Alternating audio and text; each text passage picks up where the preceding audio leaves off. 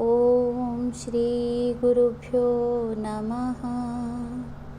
श्रीमद् भगवत गीता के श्लोकों के क्रम में आज का श्लोक लेते हैं अध्याय 9 का 27वां श्लोक।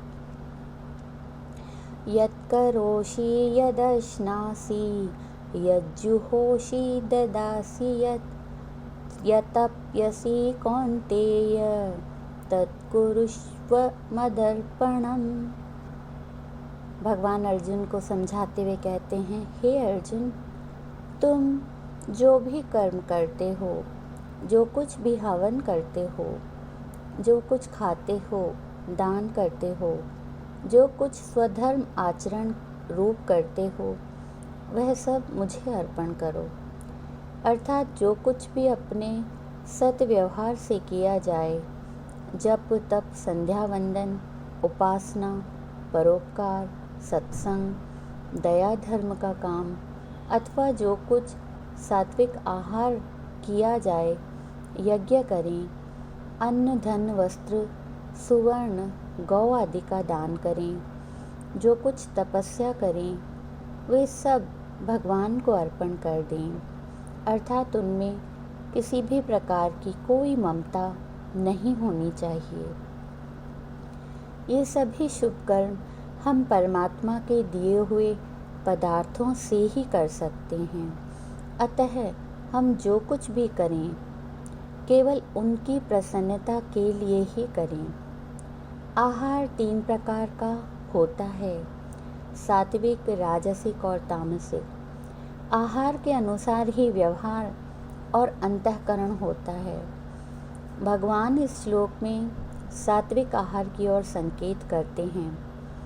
तपस्या का अर्थ है कि जो भी पाप हम जानबूझकर या अनजाने में करते हैं, कुछ कर्म धर्म अनुकूल करते हैं किंतु उनका फल बुरा निकलता है, अथवा कितने ही पाप लापरवाही से करते हैं, ऐसे सभी कर्मों के फल भोगने से बचने के लिए प्रायश्चित करना आवश्यक है।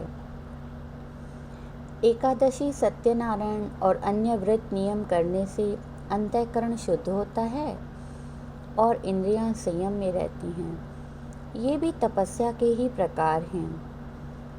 भगवान इस श्लोक का उपदेश अर्जुन को बताते कहते हैं कि सुखदायी और सुंदर जीवन बनाने के लिए सभी वेद शास्त्र पुराण यही कहते हैं कि अपना आपा छोड़कर, अहंकार विहीन होकर सभी कर्म परमात्मा को अर्पण करने चाहिए। यह शिक्षा केवल वर्तमान काल की ही नहीं है, परंतु आदिकाल के सभी ऋषि मुनियों, संतों, महात्माओं ने ऐसा ही किया है।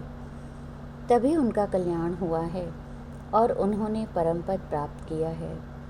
कोई भी कर्म करने में अपना उन्होंने कोई स्वार्थ नहीं रखा।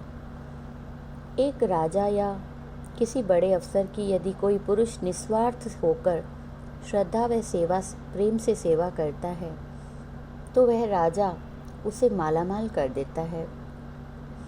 इसी प्रकार जो भक्त सारा व्यवहार, खाना पीना अथवा परमार्थ के कार्य सब कुछ भगवान को अर्पण करता है, भगवान उनकी अनेक पीढ़ियों को पूजने योग्य बना देते हैं। सारा संसार उनका गुणगान करता है और लाभ उठाता है। अतः शुद्ध आहार और व्यवहार करते हुए भी ममता रहित होकर अपना जीवन परोपकार के लिए समझकर सब कुछ परमात्मा की प्रसन्नता के लिए करना चाहिए। इस विषय पर एक प्राचीन वार्ता है। अयोध्या के सूर्यवंश में एक संकृति नाम के राजा हुए हैं। इस परिवार में सभी राजा धर्मात्मा, भाग्यशाली और धर्म नीति पर चलने वाले थे और उनकी स्वर्ग के राजा इंद्र देवता से भी मित्रता थी। संस्कृति राजा बड़े वीर और धर्मात्मा थे। उनके 2 पुत्र थे, एक गुरु, दूसरा रंती देव। दोनों बड़े वीर और परोपकारी थे। जब रंती देव महाराजा बने तो उन्होंने धर्म अनुकूल राज्य किया। यदि द्वार पर कोई भिखारी आता था तो वह उसकी हर एक मांग को पूरी करते थे। वे इतने दानी और उदार चित्त थे कि समस्त धन और पदार्थ खत्म कर दिया। एक समय ऐसा आया कि नगर में अकाल पड़ा, जनता बहुत दुखी होने लगी और राजा को भी कुछ खाने को नहीं बचा। तब वे राज्य छोड़कर चल पड़े। आकर एक वन में रहे, लेकिन वहाँ उन्हें फल भी खाने को नहीं मिले। भगवान अपने प्रेमियों की ऐसी ही कठिन परीक्षाएं लिया करते हैं ताकि वे पक्के बने, दृढ़ बने, अचल बने, कूटस्थ बने, तटस्थ बने। राजा को वहाँ पानी भी मुश्किल से मिल रहा था। उन्हें परिवार सहित बहुत कष्ट सहन करने पड़े। तब भी वे सब परिवार जप तप और साधनाएं पूरी करते रहे। वन में केवल सूखी बालू थी, न घास थी न जल। 48 दिन राजा और उनका परिवार भूख सहकर भी परमात्मा के ध्यान में लगे रहे। उस युग प्राण हड्डियों में रहते थे। जब तक हड्डियों में बल होता था तब तक चाहे समस्त मांस कीड़े खा जाते थे, तब भी लोग जीवित रहा करते थे। कलयुग में प्राणों का आधार अन्न है। यदि कुछ समय तक अन्न ना मिले तो प्राण ही निकल जाते हैं। अब भगवान ने देखा कि यह राजा और उसका परिवार परीक्षा में पास होते जाते हैं। समस्त उपासना भी मुझे अर्पण कर रहे हैं। इतने कष्ट सहन करते हुए भी वे निराश नहीं हुए हैं। जब 49वां दिन आया तब भगवान प्रेमी पुरुष का रूप धारण करके उस वन में आकर आटा, चावल, घृत, नमक, मसाले, दूध आदि लेकर राजा को भेंट कर दिए। उन्हें बर्तन भी दे दिए। राजा समझ गए कि ये परमात्मा ने स्वयं भेजे हैं, अन्यथा ऐसे अकाल के समय और कौन भेजेगा। बढ़िया भोजन तैयार करके सब बहुत प्रसन्न हुए। किंतु भगवान ने उनकी और एक परीक्षा लेनी चाहिए, जिससे कोई कमी शेष न रह जाए। एक ब्राह्मण का रूप धारण कर भगवान इनके पास आए और कहा, मैं इस वन में रहता हूँ, भूख लगी है, भोजन चाहिए। राजा परिवार सहित बैठे थे। सभी कुटुंबी आज्ञाकारी थे। आजकल के जैसे स्वार्थी मनुष्य नहीं थे। अन्न के अधिकारी सभी हैं। कैसे भी पापी, लोभी, चंडाल, ब्रह्म हत्या करने वाले या बड़े दोषी क्यों न हो, लेकिन जीवित रहने तक उनका खाना बंद नहीं होता। राजा और उसके परिवार ने बड़े प्रेम से ब्राह्मण को भोजन खिलाया और सभी प्रसन्न हुए कि एक अतिथि ब्राह्मण ने भोजन खाया तो वह अमृत हो गया। जैसे ही स्वयं भोजन खाने बैठे तो एक क्षत्रिय के रूप में एक और अतिथि आया और कहने लगा, मैं बहुत भूखा हूँ।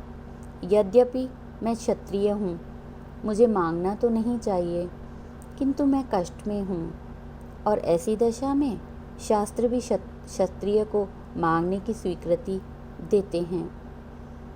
राजा रानी और अन्य कुटुंबी सब प्रसन्न हुए कि ऐसी विपत्ति काल में भी द्वार पर अतिथि आया है। यह हमारा परम सौभाग्य है। राज्य करने के समय भी वे दानी थे और अभी भी प्रसन्न थे कि कुछ देने के लायक है। उसे भी बड़े प्रेम से भोजन खिलाया।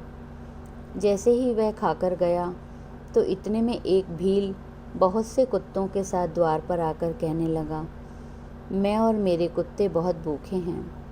आपके पास धुआं दिखाई दिया, उसी से समझा कि भोजन अवश्य होगा। हमारी क्षुधा मिटाएं। राजा और उसका परिवार प्रसन्न हुआ। उसे आदर सत्कार से बिठाया। उन्हें ज्ञात था कि जिसके घर अतिथि का निरादर होता है उसके सभी पुण्य कर्म व्यर्थ हो जाते हैं। जो भी भोजन बचा हुआ था वह सब भील और उसके कुत्तों को खिला दिया।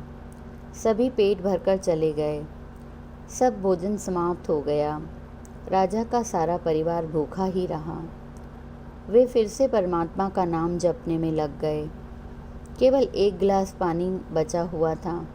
उन्होंने सोचा, इसे यज्ञ का अमृत समझकर पी लेंगे।